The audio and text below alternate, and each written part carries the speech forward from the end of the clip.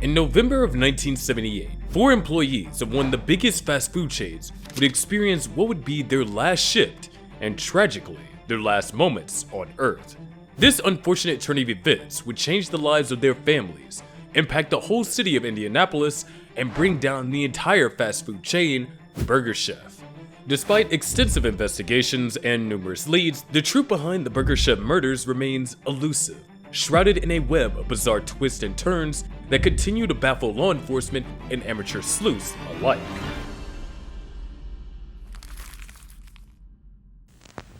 Open wide, America!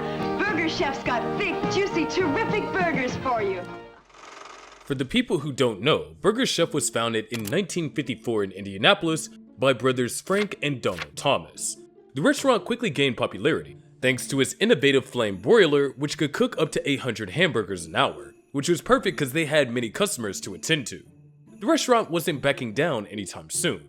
They introduced new concepts that brought in even more customers and made the restaurant a favorite to many, like the concept of the Works Bar that allowed customers to customize their burgers with various toppings, and the fun meal for kids, complete with toys and engaging packaging that came out way before McDonald's Kids Meal was even a thing.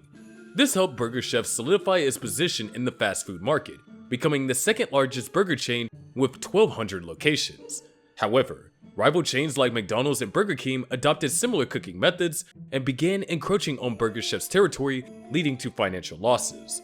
But a tragic event occurred that was the nail in the coffin for Burger Chef. It was the night of November 18th, 1978. Like any other evening at the Burger Chef restaurant, 17-year-old Brian Crane, who was just on his way home, decided that it was a great night to swing by and see his friends, who worked at a Speedway Burger Chef in Indiana. The assistant manager, Jane Freet, and 3 other employees, Ruth Shelton, Mark Flemings, and David Daniels. Brian got to the restaurant, saw that the garage was empty and the lights were on, and the back door was slightly open, so he made his way in. Brian was an employee at this restaurant, so he knew the front door would be closed as it was past midnight, and his friends were only going to be cleaning up for the night, no more customers for the night. But when he got in, the whole place was suspiciously quiet for a restaurant that should have 4 employees on duty preparing the entire place for the morning when they open again. He called out their names to see if anyone was around. After a few minutes of no response, he goes to the manager's office and sees something pretty unusual. The safe was open, and the cash drawers were scattered on the floor. That's when he knew that something sketchy was going on. Scared 17-year-old Brian didn't know where else to look. Although he could see their purses and jackets on the floor, he now knew his friends were definitely not at the restaurant, so he called the police. And this marked the beginning of what would be one of the most devastating cases at Indianapolis. When Brian made that call, dispatch put it across to the Indiana State Trooper Jim Kramer's police radio that 4 kids had gone missing. It was early on the morning of November 18th, 1978, when Kramer reached the now empty restaurant. He looked around and noticed the use of adhesive tape, money bags just lying around, and of course the empty cash register and the safe, so Kramer knew something was up. He knew that this wasn't your regular late-night fast food robbery, where the thieves show up with a gun, grab as much as they can, and get out. With the 4 employees missing, he suspected that this was going to be a hold-up case. A few moments later, more cops showed up, and they figured out that only $581 was missing. That wasn't a large amount of money back then. And this little piece of information raised a new suspicion, one that would trivialize the severity of the case. One of the cops of the scene suggested that the kids were the mastermind behind the robbery, that they took the money and went shopping or something. But this couldn't have been the case. All 4 of them had good track records, never been in any trouble, and the manager never had any issues with them either. These speculations flew for a few more hours, and for some reason the cops finally wrote it off as just 4 employees caught up in a petty theft, and hoped that the 4 employees would show up later that day, and then they would bring them in for questioning. So the restaurant opened as usual. The employees on the morning shift cleaned up the mess and got rid of what could have been evidence.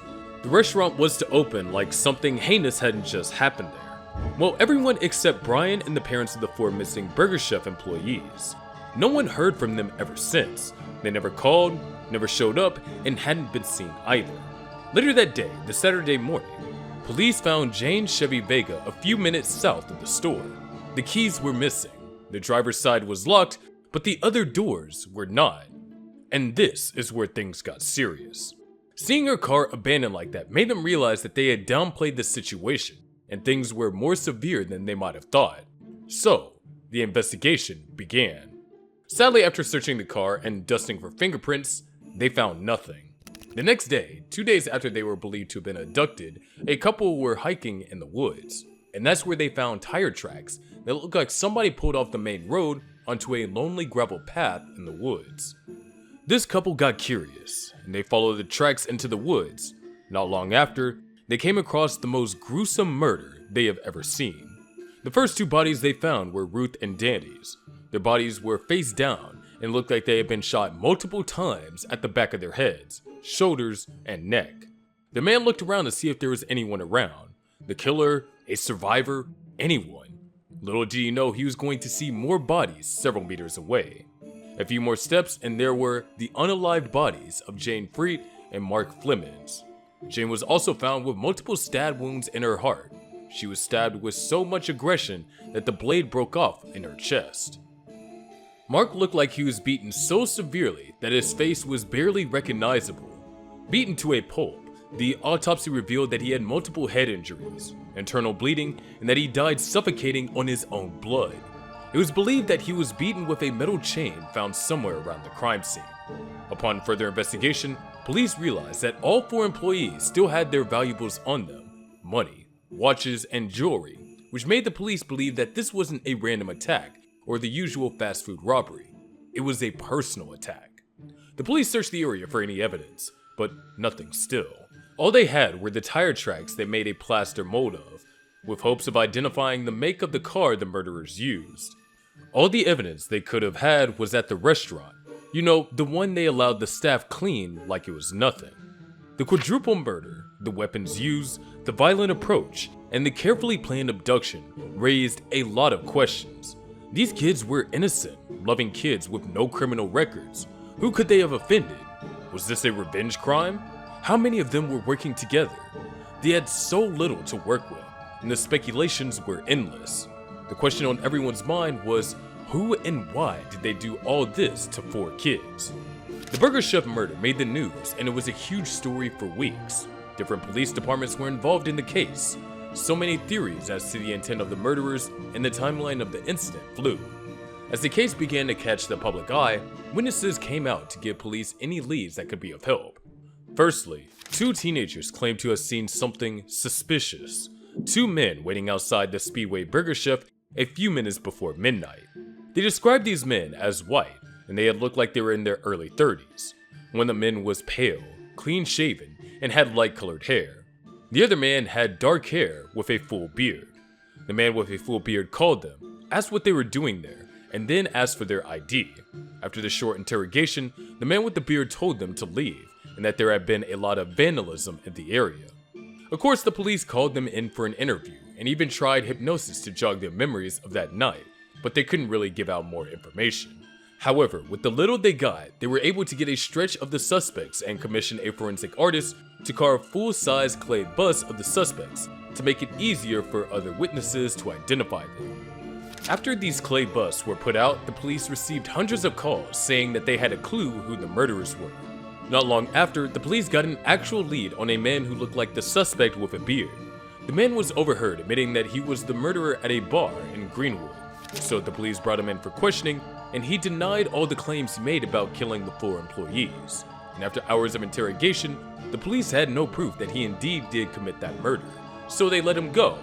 He was innocent. Or was he? Before leaving, he gave the police a few more names of men involved in the fast food robbery. The police swung into action and went to look for one of these men and asked him to come in for a lineup, but the new suspect did something off-putting. On the day before the lineup, he shaved his beard and mustache, something he hadn't done in 5 years, so the kids couldn't pick him out or identify him. The beards were the major identifier of this murderer. So he was released. The police had no hard evidence against him, and it was another dead end. The police had one last lead. Out of the names they got from the first suspect was a man that fit the description of the second clay bust, the pale-skinned one with light-colored hair. But when they dug in, they found out that he was in prison. He had been in prison ever before the Burger Chef massacre even happened. The case was on for months, and still no actual lead on the Burger Chef murders. After a few months of no progress, Burger Chef posted a never collected reward of $25,000 for information leading to an arrest. Months later, the case began to die down and police were now being reassigned to other places of duty, other pressing tasks. Until 1981 when Jane Freed's brother, James, got arrested on cocaine charges, briefly sparking theories that the violence at Burger Chef might have been connected to his activities. James denied having anything to do with his sister's death, and up until he died, he was never charged for any killings. Another dead end for this case. Or so we thought. In 1984, the police would get their biggest leads yet. Don Wade Forrester, a two-time convicted rapist who was in jail for a 95-year sentence, reached out to the police from jail to make a mind-blowing confession. Forrester claimed that he was involved in the murder.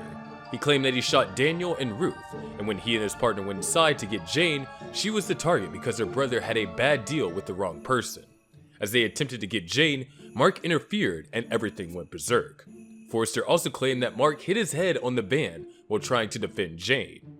They thought that he was dying, so they took him and the other 3 employees with them, so there would be no witnesses. Forrester offered to give the police the names of the other suspects, and they agreed. He led them to the murder scene and described in detail how all 4 employees were positioned at death, named the type of gun used to shoot Ruth and Daniel, and made mention of the knife blade stuck in James, some pieces of information that hadn't been revealed to the public at the time. The pieces started coming together when the police figured out that Forrester was living in Speedway when the accident occurred in 1978, before he was imprisoned in 1979. Also, Forrester's ex-wife made a call in 1979 narrating how she followed her husband to the creek close to the murder scene in Johnson County days after the murder. She claimed that Forrester was looking for some shell casings, and when he found 6, he flushed them down the toilet and made a call.